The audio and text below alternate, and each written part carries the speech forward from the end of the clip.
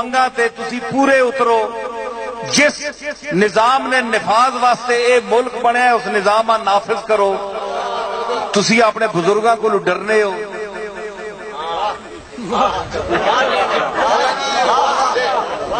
تسی بزرگاں کو اساں آنے ہو, تسی اپنے بزرگاں کو کیوں ڈرنے ہو؟ وہ انساناں کو ڈرنے ہو تے تساں نے بزرگ انسان نے. اسی تو پھر مسلماناں کو ڈرنے ہو, تسی تو کافراں کو ڈرنے ہو.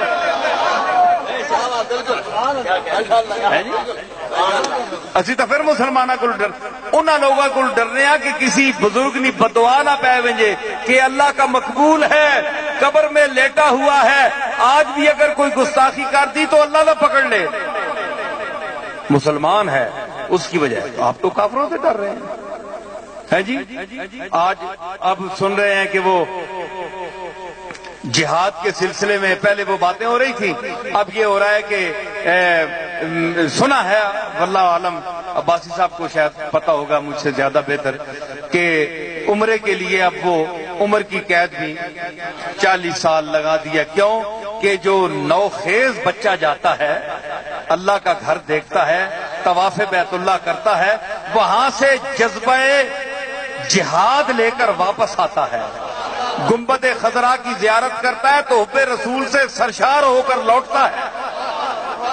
تو جو بڑے ہیں نا, ان فرعون علا فی الارض, قرآن نے فرمایا نا کہ فرعون نے زمین میں اپنی گردن بلند کی, گاٹا اونچا کیتا ہے, گاٹے سریا ٹھوکے ہے, گاٹا اونچا کیتا, میں بڑی شے ہاں. ان فرعون علا فی الارض, آگے فرمایا انہو کان من المفسدین, وہ بڑا فسادی تھا, فساد ڈالنے والا تھا. تو اس دور کا فرعون کون ہے؟ امریکہ ہے جی. تو اس نے گردن اٹھائی ہوئی ہے. اور دیکھیں ہمارے مسلمان ہیں بیت اللہ کے محافظ, ان کو یہ نہیں چاہیے کہ ان کے اس حکم کو کی وہ تعمیل کرتے. ان کو چاہیے تھا کہ وہ کہتے کہ کیا پتا ہے کہ 40 سال تک وہ پہنچتا بھی ہے کہ نہیں. اب کتنے لوگوں کو محروم کر رہے ہیں گنبد خضرا کی زیارت سے اور بیت اللہ شریف کے طواف سے, مناسک حج سے. کیا انہوں نے اللہ سے لکھوا لیا ہے کہ اب قوم جو ہے ساری وہ 40 سال کے بعد ہی مرے گی؟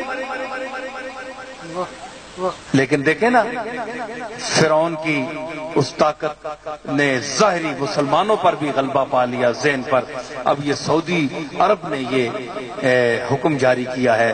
اب آپ دیکھ لیں کہ جو بڑے توحید کے مدعی ہیں, میں اب سوال کرتا ہوں نا آپ سے, اب اللہ کہاں گیا؟ اب اللہ کہاں گیا؟ کہتے ہیں اللہ سب کچھ کرتا ہے. میں بھی کہتا ہوں اللہ سب کچھ کرتا ہے, میرا ایمان ہے وہی قادر مطلق ہے, وہی سب کچھ کرتا ہے.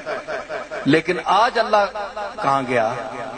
اللہ نے کیا یہی حکم دیا من استطاع الیہ سبیلا کے متعلق کوئی قید عمر کی لگائی؟ من کے عموم میں ذوی العقول ہیں, لیکن اس میں کیا اس سے بچے کیا خارج ہیں جو بلوغ کے بعد ان پر کیا حج حرام ہے؟ آج اللہ کا قانون کہاں گیا؟ سعودی عرب کا وہ دعویٰ کہ ہم اللہ اور رسول کے قانون پر چلنے والے ہیں اور نافذ کرنے والے ہیں, ہم کسی طاغوتی طاقت سے ڈرنے والے نہیں, آج وہ ان کا دعویٰ کہاں گیا؟ آج جو سعودی عرب کو آئیڈیل مانتے ہیں ایران صاحب, آج جو سعودی عرب کو اپنا آئیڈیل مانتے ہیں, نمونہ بناتے ہیں ان کو کہ باجی سعودیہ امام صاحب آ رہے ہیں سعودیہ کے, تو تمام جناب ان کے آگے پیچھے ہو رہے ہیں اور ان کی عزت و تکریم ہو رہی ہے. سفیر آ رہا ہے, وہ تو چیک بھی دیتے ہیں نا. عزت کے بہت سی وجہ بھی ہوتی ہیں نا. گنبد خضرا مدینہ شریف کی وجہ سے تو نہیں ہوتی, ارے مدینے کی وجہ سے ہوتی تو عاشقان رسول میرے دادا پیر میر علی شاہ, جس نے ویسرائے ہند کو للکار کر جواب دیا جب اس نے مشائخ ہندوستان کو بلایا دلی دربار میں تو واحد میرا پردادا تھا پیر میر علی شاہ جس نے انکار کیا کہ میں نہیں آؤں گا، میں کافر کے پاس چل کر نہیں آتا۔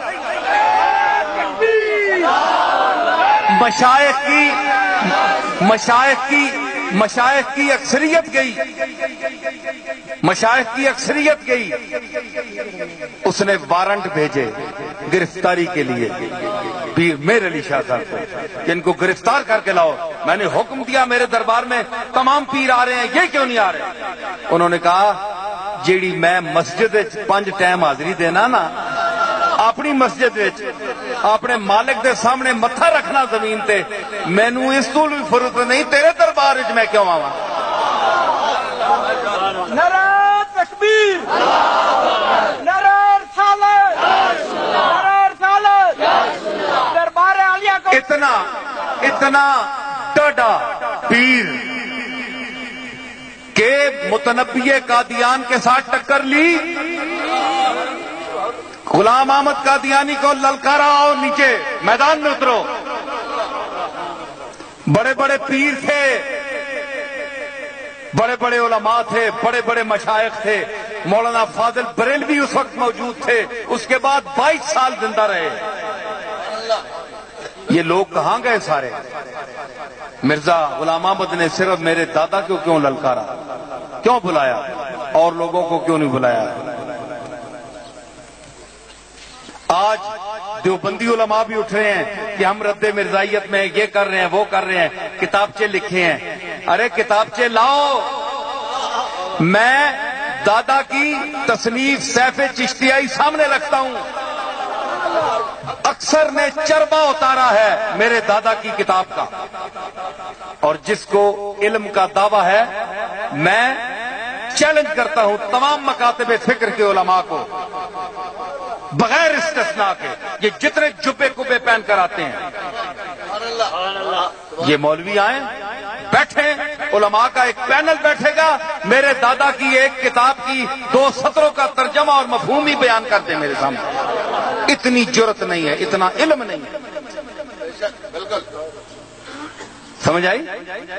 تو اتنا دلیر انسان، شیر، اللہ کا شیر، لیکن جب مدینے کا ذکر آیا تو فرمایا میں ہواں سگ مدینے دی گلی دا، میں ہواں سگ مدینے دی گلی دا، اے ہو رتبہ ہے ہر کامل ولی دا،